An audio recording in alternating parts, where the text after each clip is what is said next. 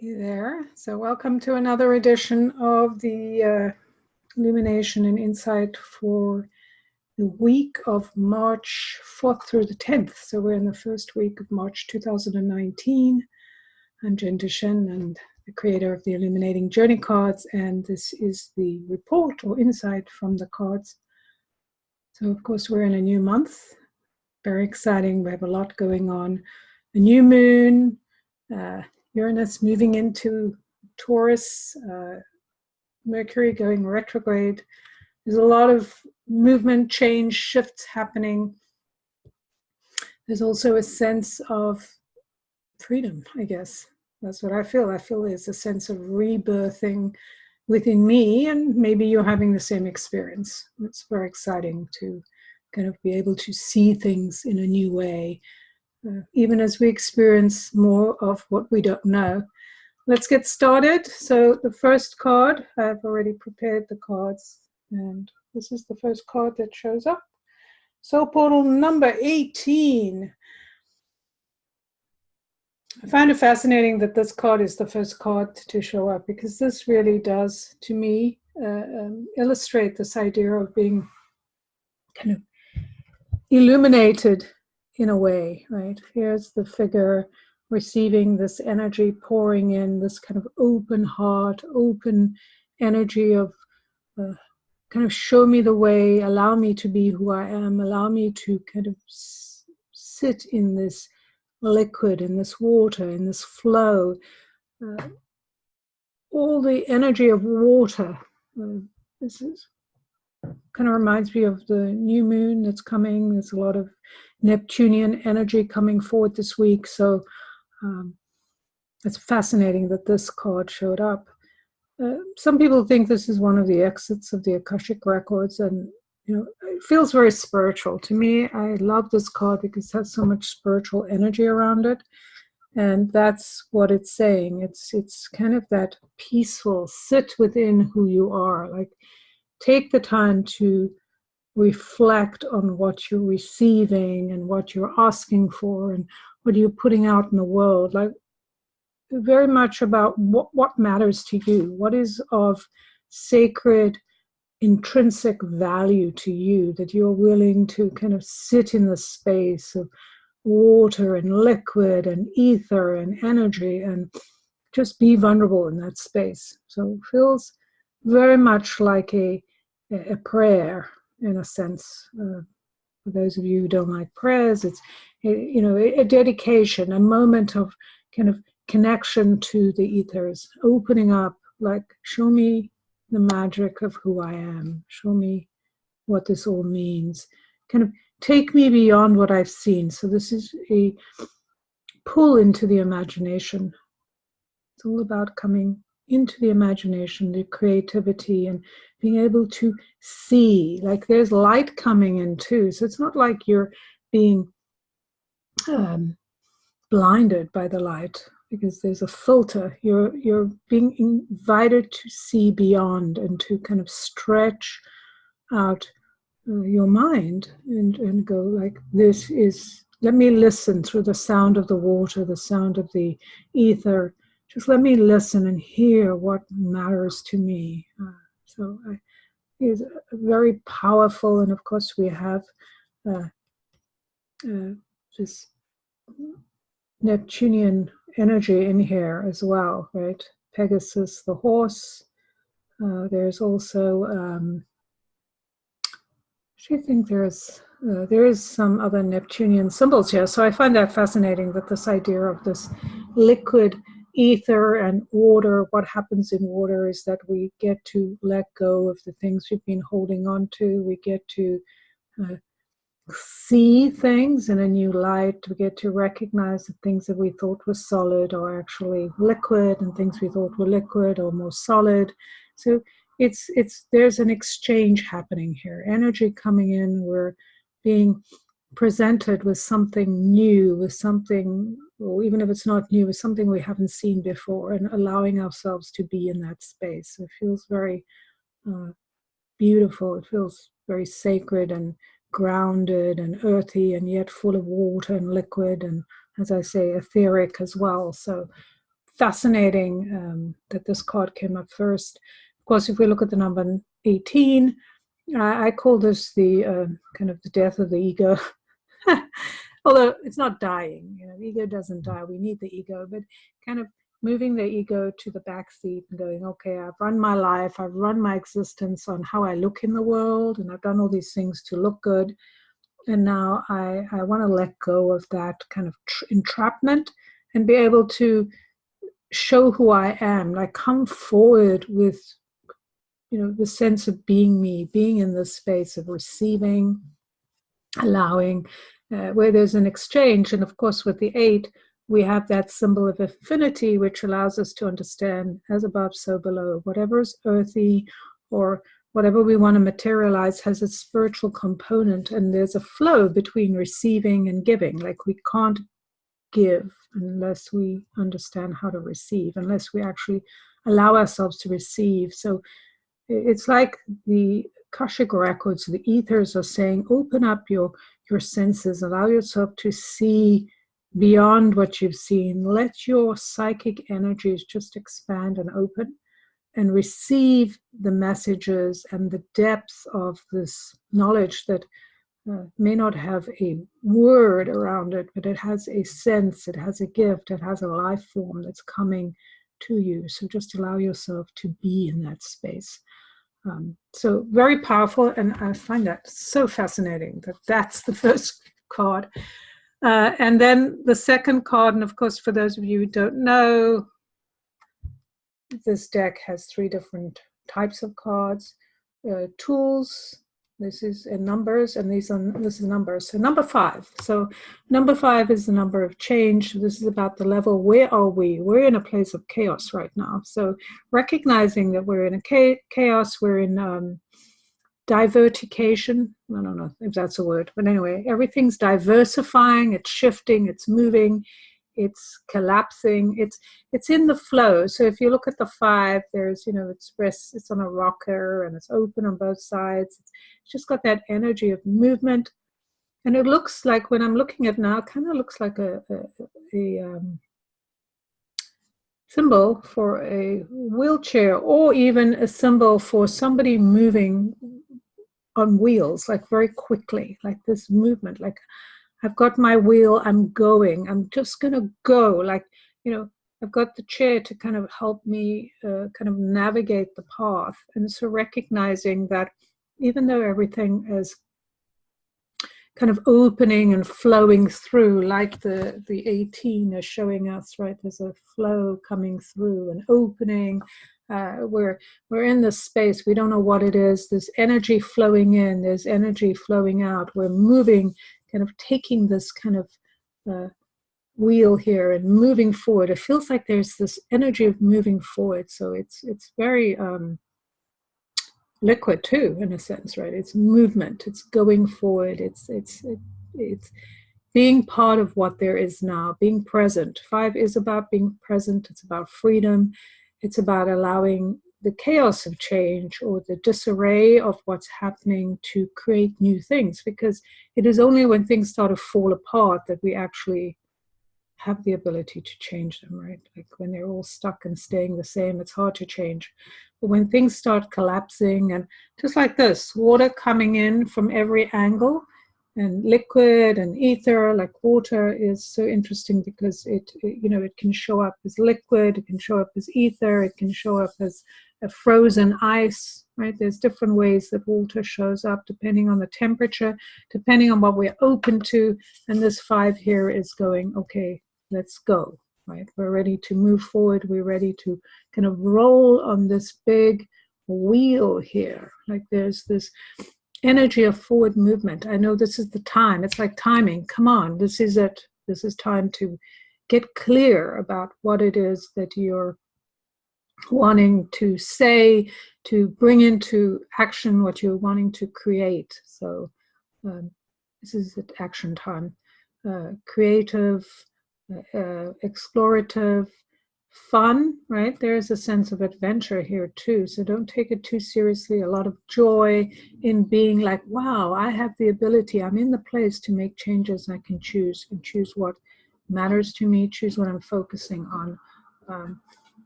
And of course, in those moments when you're not moving forward, remembering to take good rest too. Right? And then the third card, whoops, we have another number.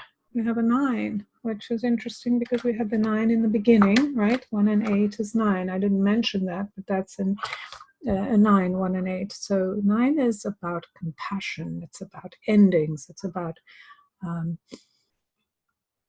and you look at this, it's a figure, you know, like a big head. Remember I was talking about ego or releasing the ego. A lot of times our ego doesn't want us to express the passion of who we are. It wants us to feel small or kind of boastful. Either way is egoic, like if we shrink or we expand because we want attention or we think we're not important.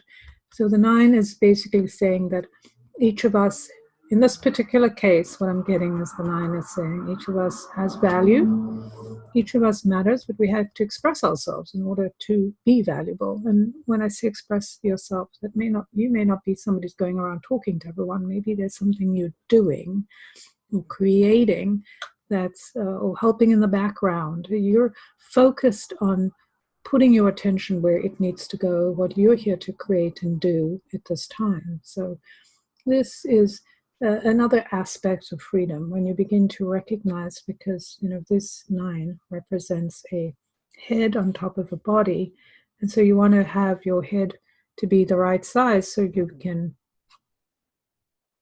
you know, not fall over and overbalance, but also so that you can take care of what needs to be taken care of. This is all about love, coming from a place of love, expressing and living from a place of love. So you move away from judgment, you recognize the right for everyone to be here, everything, and things start to fall in place. And it's kind of weird as I'm watching this, I feel like, you know, there's the 0 and there's the 1, you know, it's the 10 together that brings new wisdom, because 9 is also a card of wisdom. This year we're in is about wisdom. 9 is a number of wisdom, not a card of wisdom, but or maybe it's a card too in this case, but it's kind of awakening us. Again, there's the circle and the line, this movement forward, this energy, this flow, like this is a doorway, this is a space to let go of whatever we're done with and to be in that motion. The word that comes right emotion, but it's not because we're saying you're right, I'm wrong, but it's more like what's right for me? Where do I want to put my focus? Where do I want to put my love?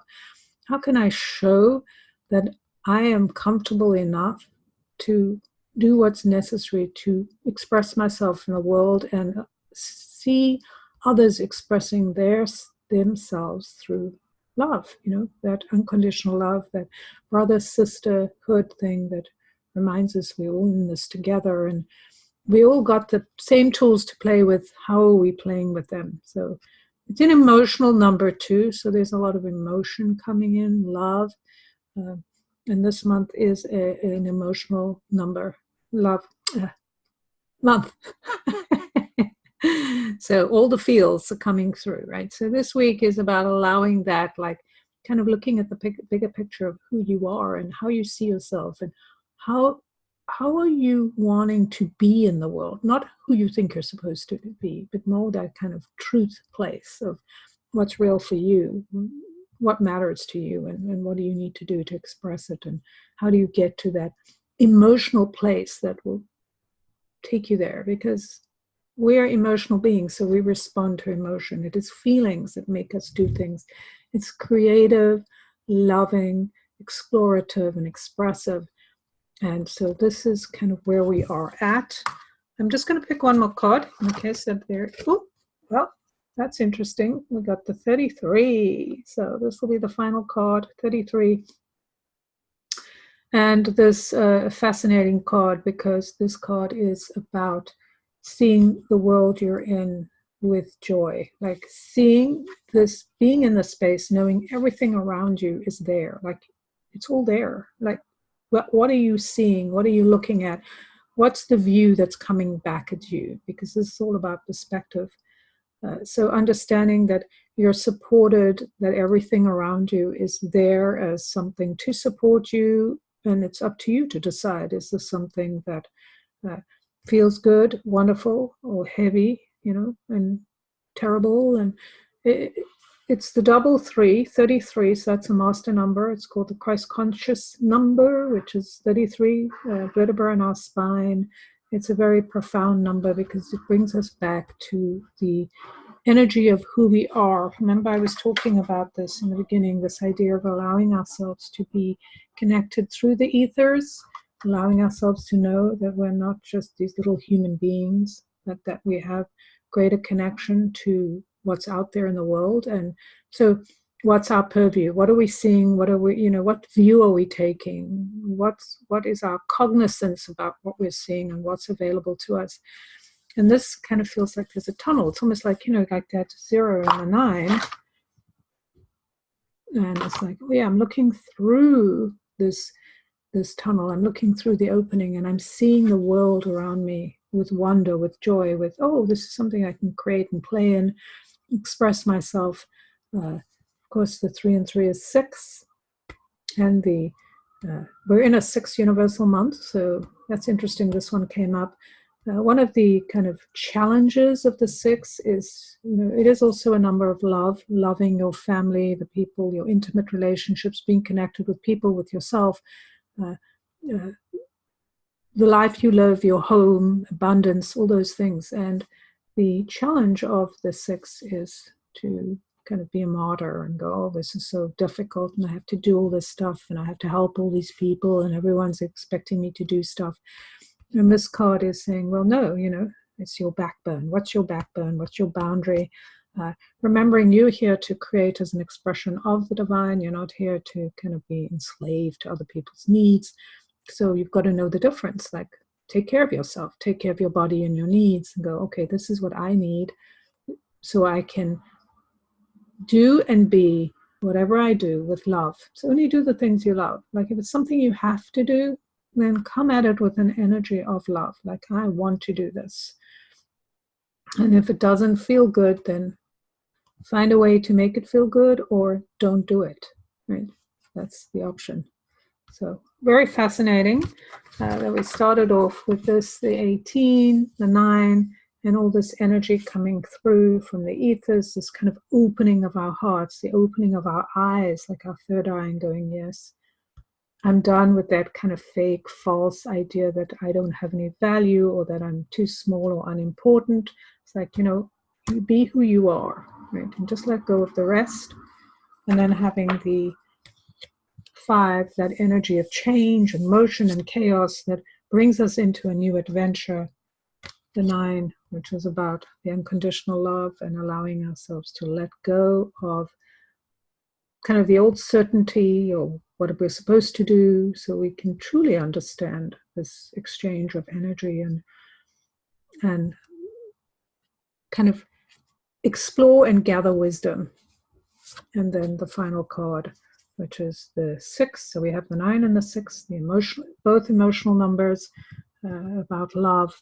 There's a lot of love energy coming through, and this is about loving ourselves, right? If we know we're loved and we act like we're loved, then we don't have to get resentful or be martyred. We can recognize that we're going to do what we need to do. Other people may want to correct us or change things, and we get to decide if we're in agreement with them or not, right? So ultimately, remember, it's your spine, it's your life, you're holding yourself up. So what are you doing to kind of extend your spine and stand up straight and kind of not take on the burdens of others? And of course, if you need to do things, make sure that your purview is something that feels good to you as you're walking through this tunnel of life and all these kind of planets and colors and things that are exploding around you. So you're like, yes, this feels good. What is mine to do? What do I value? Where am I? How is my adventure? Like, what am I focused on? Well, that's it from me. Tell me if you saw something I didn't. Leave me a message. I'd love to hear what you see, because these cards speak to all of us differently. If you're interested in the cards, you can go to jendushen.com/illuminating journey cards. They're available. You can see some of the cards, and you can also buy them if you like. And please like the video and subscribe to my channel so I know that I should keep doing these. And of course, if you have a particular question, let me know. And I'll see you next time. I'm Jen Dushen of jendushen.com.